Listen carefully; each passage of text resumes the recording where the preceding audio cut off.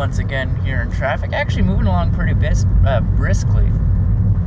So I'm surprised at that, but I got off a little earlier, so happy I'm moving. There was hail and thunder and lightning today, and it was pretty excellent. It was a lot of fun having to walk in hail. I haven't had to do that in a while.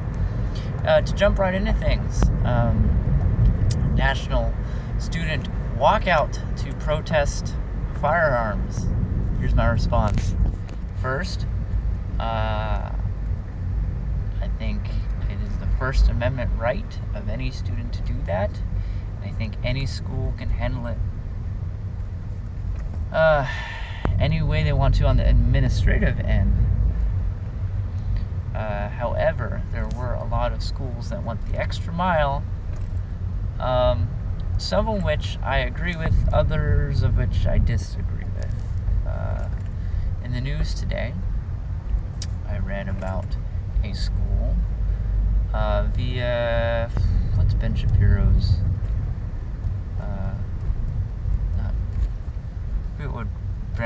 Ben Shapiro's one he writes, wrote about a school which forced a student walkout. The entire school had a walkout, and the students were interviewed by their local news outlet, and a lot of the students gave answers you wouldn't expect, probably because the walkout was in the rain.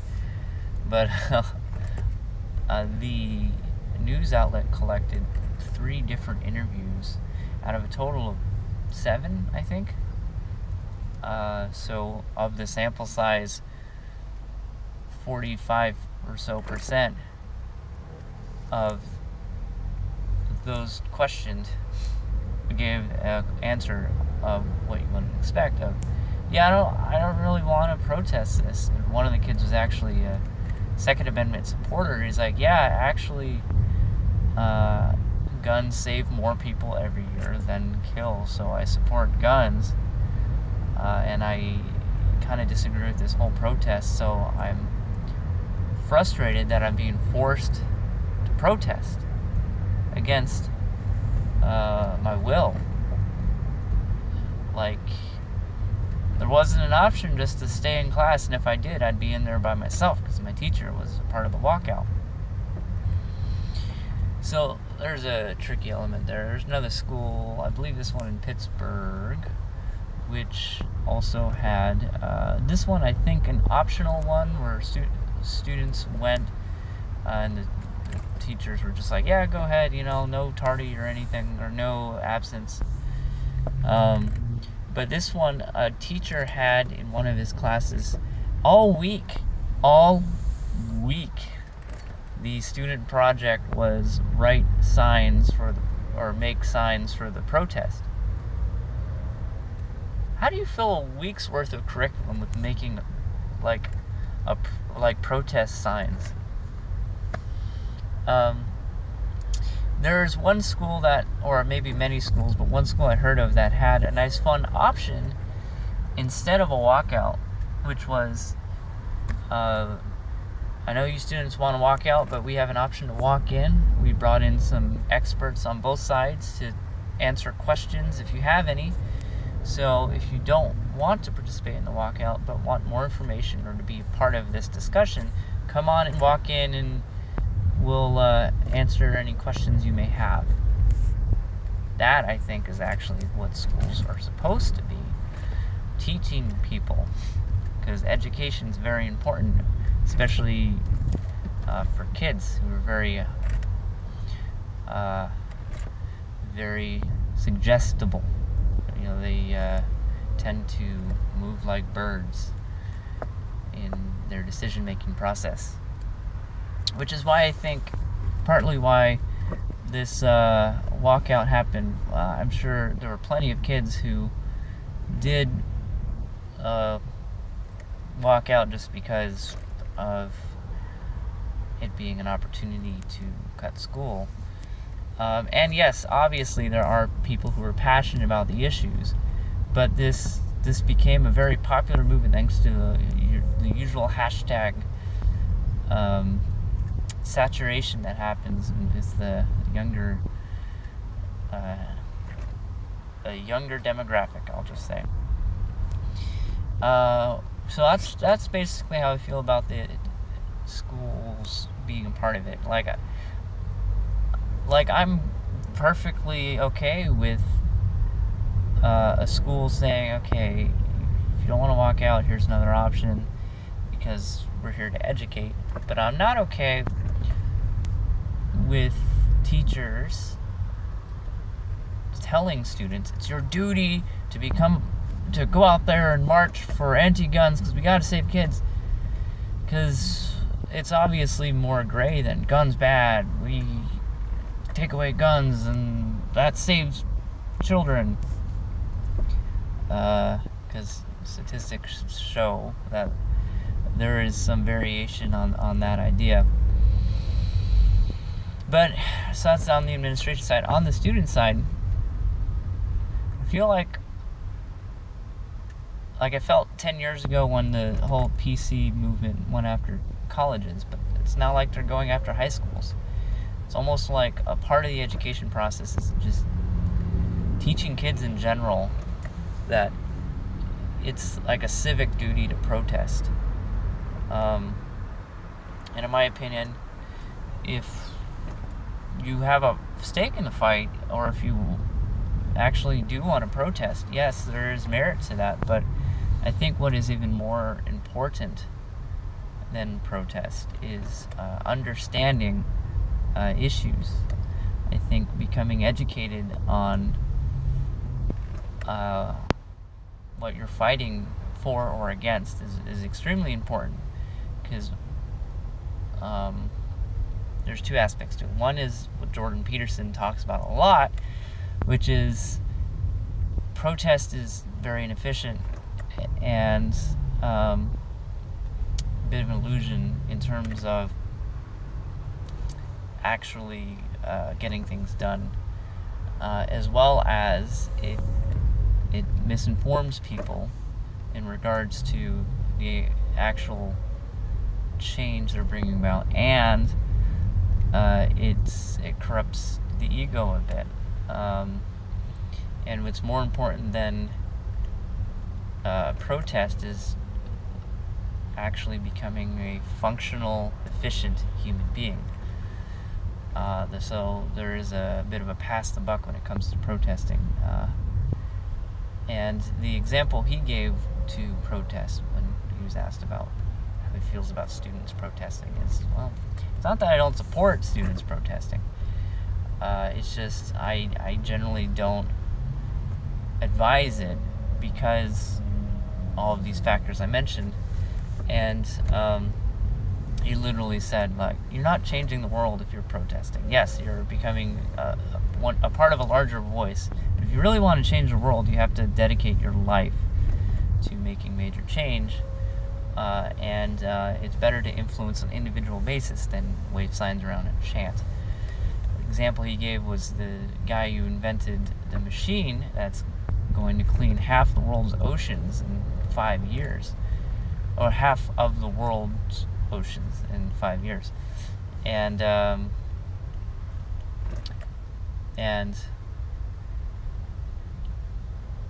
that was, I'm sorry, I'm distracted by an old lady cutting me off. That was an invention originally thought of by a student who wanted to clean up the world's ocean because he went scuba diving and he saw how much plastic there was wherever he scuba dived, and he was upset about it. So he dedicated his life to making this invention for like many, many years. All of a sudden, one person responsible for cleaning up half the world's ocean, and he's going to make a profit from this invention he made. Awesome. That's how you do it. It's a limiting thing. Protest is a limiting thing because your own opinion, there's a couple dangers to it. One is your own actions can be coerced. It happened in the Tea Party movement with Sarah Palin. It was attempted to happen by the Democratic Party. It's like, oh, if you like socialism and Bernie Sanders, you'll love Hillary Clinton. And it's like, no, point here. Like, you don't care, you're not gonna care. We screwed his campaign. You gotta vote for us. Trump is bad. No, see, that's how things get coerced. I think the Bernie Bros are a little more politically motivated than necessarily. I don't know. I'm not going to say anything on that. Then the other aspect to protest, which is in a similar fashion, is when you get into circles of people who tend to be protesters, like activists and things like that, you tend to enter a very dangerous echo chamber, which has some peer pressure to it. And in order to really become a human being who lives happily, you do have to actualize to some extent, in my opinion. And you can't actualize unless you're able to defend your own ideas. And often people who enter these echo chambers will never have to defend any ideas, because the people who are surrounding them will never question them. In fact, second their ideas and say, oh yeah, guns are bad. No, yeah, you're right, yeah. Or, yeah, semi-automatic pistols. Oh, no, yeah, get rid of all of them. No more dead kids. Not one more dead kid. And my favorite sign that was waved around, and I think this one was in D.C., was a gal who was waving around a sign that said, "Guns are more regulated than women's clothing in schools." Oh, no, I said that backwards. Women's clothing in schools are more regulated than guns. Sorry to say, but that's very, very, very untrue. My advice to everyone, especially if you're in Illinois, by the way, under 21, because they just passed this stupid. I might make a whole nother video about that. But if you're over 18, try and buy a gun. Try and buy a gun. If you have a couple $100 lying around, maybe they're getting more expensive nowadays. Say if you have at least $500 that you want to spend something nice on. Say you want to have a gun at some point. If you haven't been shooting, I'd say go shooting first. Rent a gun and shoot it. Even just going to the range and renting a gun is a good start. But go through the process of buying a gun, and you'll find out how absolutely bonkers it is in terms of regulation. Yeah, I encourage anyone to buy a gun. And on top of that advice, I'd say if you are anti-gun, talk to some people who are pro-gun, because I feel like people who are anti-gun are very ignorant to the basic fundamentals and the basic mechanics of guns. And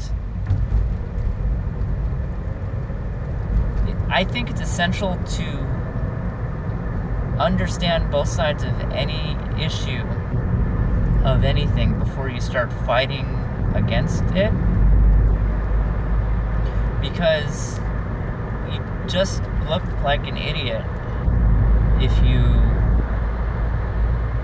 choose to just oppose one side without understanding even the basics from the other side. And unfortunately, what may end up happening from this latest hashtag walk out for the students and everything, is we might end up with a flood of enthusiastic activists who don't quite understand every piece of the puzzle. And that tends to be the issue with a lot of people who are very involved in activism.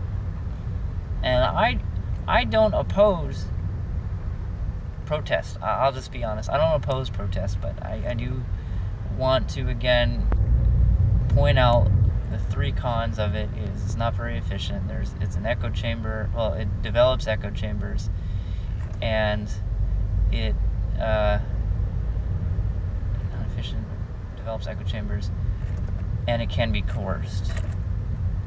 And there are a lot of young people are very unaware of those issues that the dangers protesting generally presents. Yeah, so I'm with her with Jordan Peterson. So let's stop pushing kids now. Now we're pushing kids to protest,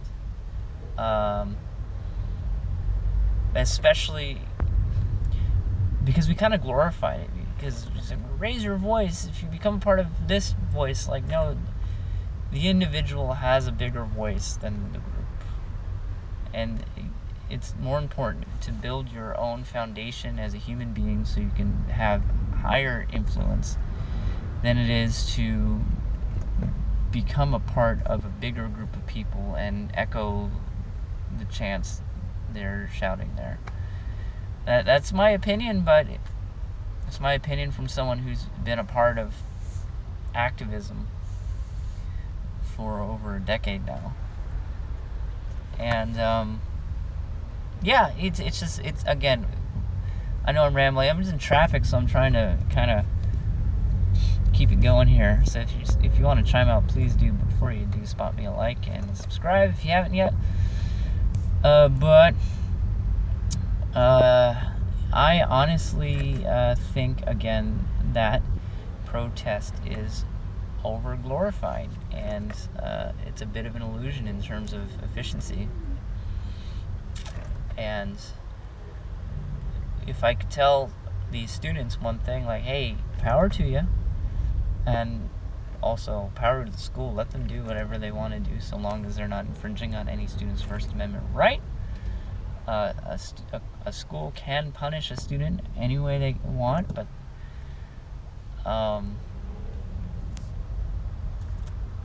it's a student's First Amendment right to protest something, so let them do it. But I do want to tell the students out there that, hey, if you want to protest, please do. Just, yeah, get your voice out there, but don't let anyone else use you for something you don't want to be a part of, or necessarily try and present your idea as something else. And become educated on both sides of the equation. And that, especially regarding guns, especially at bare minimum, understand what semi-auto means, and understand what an assault weapon is, which I'll just give it to you straight. Assault weapon was a media coin term to label fully automatic weapons in the 90s, and now it's been conflated to include semi-automatic weapons, because there are a lot of semi-automatic rifles that look scary. They look like full auto rifles and carbines, which they are not. They function the same as like a tube-fed hunting rifle, aside from a magazine attachment. Yeah, also, again, as I've said in my previous video, handguns are 99% of them are semi-automatic. So asking for all semi-automatics to be banned is the same as basically asking for all the pistols to be banned. We can do that, but be honest, you want a full gun ban if you want to do that. And yeah,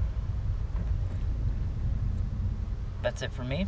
I might even crank out one more of these videos. I got time, and I'm in traffic still. Keep an eye out for me on the next stream. Catch you later. Bye.